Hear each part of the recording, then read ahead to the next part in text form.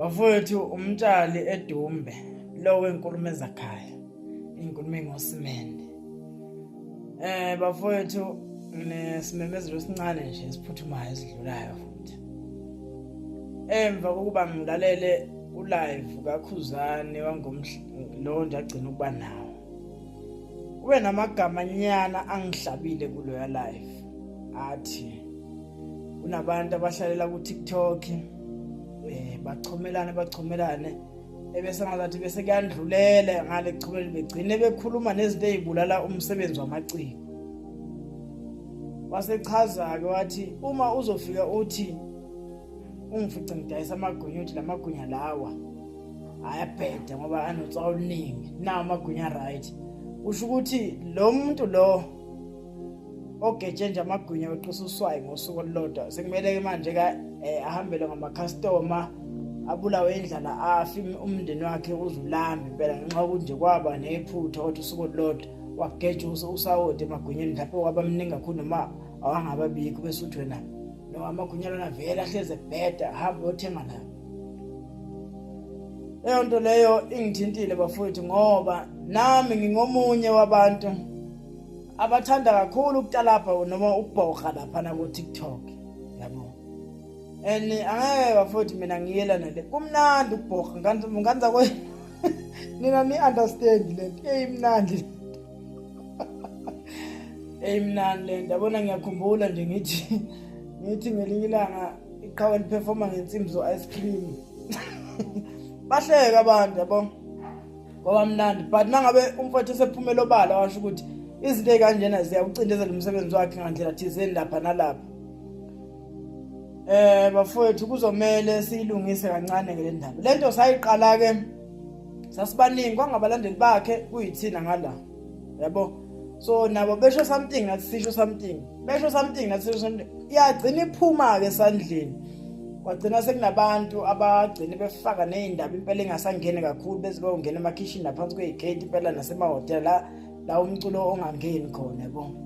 So ngiyalibona lelo qhinga lelo into embi kakhulu vele ukuthi lento sigcina iescalate iyofika endaweni ewrong, but thina bewukuthi nje siyayibhokela qhawe la khona ligejile lapha ne stage liphimbile. Mina hawo enganawe iqhawe lakho lapha na lidlumzela kaKhim. Ngiyangibona iqhawe seliqoka ama track pen lwafasta lana yabona bese lidlala ngesiso ngithi mina lidlumzela kaKhim. Ngidlalela nakhona kwangasinto personal leyo, ngangikhuluma vele into eyenzekile ngani mangiyibuka ngithi hawo iqhawe la ngikhumbuza uKhim ke maperforma kanje yabo, kungasinto personal. But for the fact ukuthi izinto esisho eziyiningi abantu bagcine bekholelwa kuzo noma bekholelwe kithi, begcine sebecabanga ukuthi yonke into esisho vele injalo vele. Mangithi mina hayithi xa ligejile ingoma ebese abantu bacabanga ukuthi hayi ligejile ngempela, kanti cha usuke eculile phela yabo.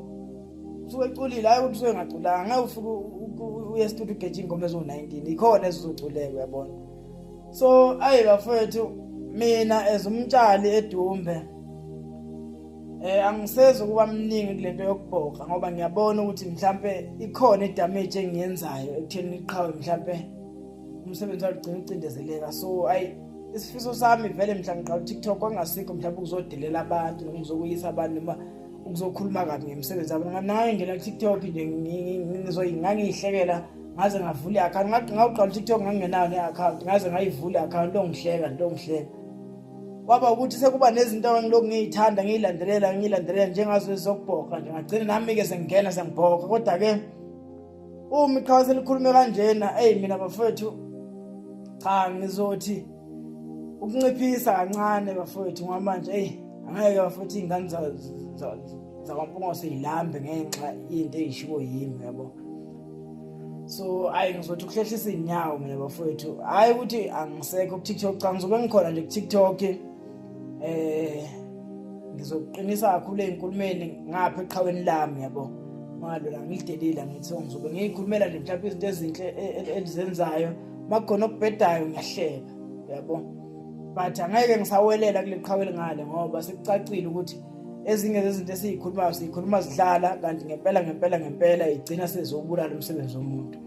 So kuba bonke abafowethu abathinteka ngalesikhathi ngibhoqa hey leyanto bengi-enjoya lento yokubhoka ngifuna ukuqabela abanga ababhemu hayi bafowethu nonke nathinteka mina ngangidlala yabo ngangaqonde empi ngangidlalela nje yabo futhi nje ufuna ngimbhoqe ngicela ukuthi angi-inbox lapha nasho ukuthi mjala ungibhoqe hey mina ngiyakuthanda ukubhoqa abafana bakithi yabo mangingena ku-profile yomuntu ngibuka iy'thombe ey'bentathu ngisuke sengazi ukuthi ngizobhoqa ngithini so ayiloko nje bafowethu niphile ngane zakwethu ningabakwethu nina bafowethu alikho elibi akuxatshenwe ngithi nje angixegise iy'nyawo ngoba ngiyazazi ukuthi ngumuntu obhoqayo futhi ngelilanga ngisiqinise ngempela isandla yabo so ayi inhloso yami vele kwangasikho ukuthi mhlawumbe ngilambise iy'ngane zakomunye umuzi yabo so hayi ngizoye ngithi ukuthi qhumu uyabona bafowethu ngiyacela nakuma-comment bafowethu ingalokhu ningigxisha-ke take it easy nje bafowethu ngiyayihlehlela mina ngimela le kude nalezi zinto zokubhoqa kuphela iloko kuphela ngane zakwethu danke